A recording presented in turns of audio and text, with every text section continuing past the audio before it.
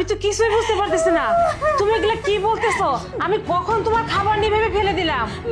মা, আপনি একদম মিথ্যে কথা বলবেন না। ছি ছি মা, আপনার বয়স হয়ে যাচ্ছে অথচ মিথ্যে কথা বলাটা এখনো গেল না, তাই না? মা, আপনি আমার মুখের খাবারটা নিয়ে এইভাবে মাটিতে ফেলে দিলেন।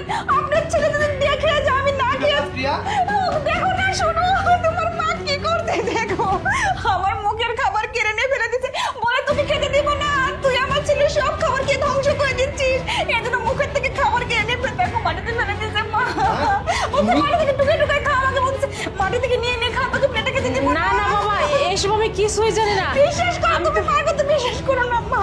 শুধু দেখো, আমি না খেয়ে আছি, আমি না খেয়ে থেকে মিথ্যা কথা বলবো? আমাকে বলছে কুকুর বিড়ালের মতো খা খা, এইভাবে খেতে দিছে। খাবারগুলো তো মাটিতে দেখতে পাচ্ছি, আর প্রিয়া তো ওখানেই বসেছিল। বাবা তুই বিশ্বাস কর, এই খাবার কিভাবে এখানে এসে পড়লো আমি কিছুই জানি না, আমি তো বই পড়তে লাগছিলাম। তুমি এটা করতে পারলে মা? আমি তোমাকে কতটা বিশ্বাস করি, তোমাকে কতটা ভালোবাসি, তোমাকে আমি আমার সম্মানের সর্বোচ্চ জায়গায় রাখছি, আর তুমি কিনা আমার বউয়ের সাথে এরকম করো। দেখো দেখো, ও তুমি একটা কোন পরের মাঠে মেয়ে, ভালোবাসো দেখো। ওই বাড়িতে আসছে, ওকে যদি আমরা ঠিকমতো খেতে না দিই, ঠিকমতো আদর যত্ন না করি, তাহলে কি ওই বাড়িতে থাকতে পারবে? দেখছো তুমি কিনা ওর খাবারটা লাথি দিয়ে ফেলে দিছো। তুমি কোন মাঠে না না বাবা, ভালোবাসো দেখো। তুই বিশ্বাস কর, আমি সত্যি জানি না। বিশ্বাস করবো? যেটা নিজের চোখে দেখছি সেটাকে তুমি বিশ্বাস করতে বলতেছো? আমি তো নিজের চোখে দেখলামই যে খাবারটা মাটিতে পড়ে আছে, আর প্রিয়া ওখানে বসে বসে কান্না করতেছে আর বলতেছে মা আপনি কিভাবে লাথি মেরে ফেলে দিলেন খাবারটা, আর তুমি আমাকে বিশ্বাস করার কথা বলতেছো মা? দেখছো, তুমি মা বলছো আমাকে অস্বীকার, আমাকে অবিশ্বাস করে দেখো তুমি কোন থামো। মাঠে ভালোবাসো। আমার কথা শুনো, ওকে যদি তোমার ভালো না লাগে তাহলে ভালোভাবে বলে দাও যে প্রিয়া তোকে আমার ভালো লাগতেছে না, তুই বাড়ি থেকে চলে যা, ওকে আমরা বাড়ি থেকে বের করে দেবো। কিন্তু এইভাবে তো একটা মানুষকে ভাবে অত্যাচার করাটা উচিত না, তাই না? সেও তো একটা মানুষ, তার তো বেঁচে থাকতে ইচ্ছা করে। দেখো বা, এইভাবে যদি চলতে থাকে তাহলে এই বাড়ি থেকে যে কোনো একজনকে চলে যেতে হবে, হয় তোমাকে না হয় আমাদের দুজনকে চলে যেতে শোনো, হবে। আমি একটা কথা বলি, তোমার মায়ের বাড়িতে তোমার মা এখানে থাক, চলো আমরাই বরং আলাদা হয়ে যাই, তোমার মা আমাদেরকে সহ্য করতে পারবে না, উনি আবার এই কাজ করবে, তুমি যখন বাইরে চলে যাবে আবার করবে, তার থেকে আমরা দুজন চলো আলাদা থাকি গিয়ে। প্রিয়া আমাকে অনেকদিন যাবত এসব কথা বলতেছিল, কিন্তু আমি ওর কথায় কোনো কান দিচ্ছিলাম না, আর নিজের চোখে যেটা দেখলাম সেটা দেখে তার অবিশ্বাস করার কিছুই থাকলো না। মা এরকম ভাবে চলতে পারে না, চলো আমরা তুমি এই চলে বাড়িতে যাই। থাকবে না হয় আমরাই বাড়িতে থাকবো। বলো, আজকে তোমাকে একটা সিদ্ধান্ত নিতেই হবে, কে থাকবে এই বাড়িতে? না বাবা, আমাকে বিশ্বাস কর, আমি আবার তুমি সেই বিশ্বাসের কথাই বলতেছো? আমি সে নিজের চোখে যেটা দেখলাম সেটার কথা তুমি বিশ্বাসের কথা বলতেছো? এই তুই চুপ থাক, আবার কথা বলিস না।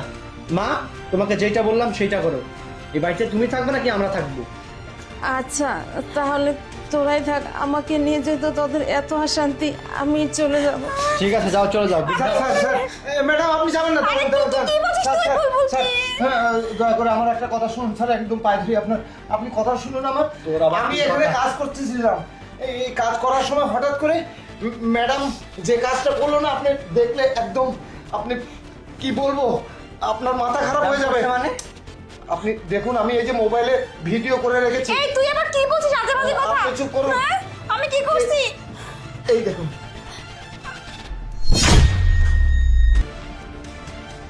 না না ছি, তোমার ঘেন্না করলো না এই কাজটা না, করতে? মানে নয়। চুপ করো তুমি, তুমি নিজে থেকে ভাতগুলো এসে ফেলে দিলে, ফেলে দিয়ে উল্টো তুমি নিচে আমার মাকে দোষারোপ করতেছো। না মানে না মানে কি বলতেছো তুমি?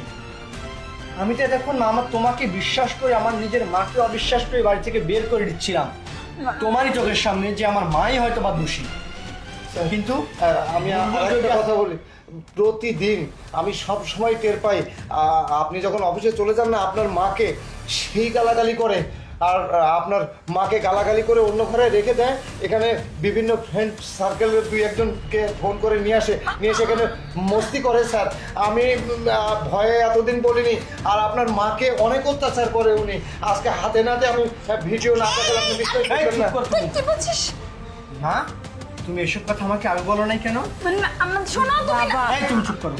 আসলে বৌমা প্রতিনিয়ত আমাকে অনেক অত্যাচার করে আর আমাকে হুমকি দেয়, আমি যদি বলে দেই তাহলে আমাকে শেষ করে দিবে, তোকেও শেষ করে দিবে, এই ভয়ে আমি বাবা কোনোদিন। মা এই বাড়িতে আসলে তোমার খুব অসুবিধা হচ্ছে, তোমার বয়ফ্রেন্ডকে সাথে নিয়ে এখানে নাচানাচি করতে খুব অসুবিধা হচ্ছে, তাই না? সেই জন্য তুমি আমার মাকে বাড়ি থেকে বের করে দেওয়ার জন্য একটা মিথ্যা নাটক সাজিয়েছো, যাতে সবার সামনে আমার মাকে আমরা দোষী সাব্যস্ত করতে পারি।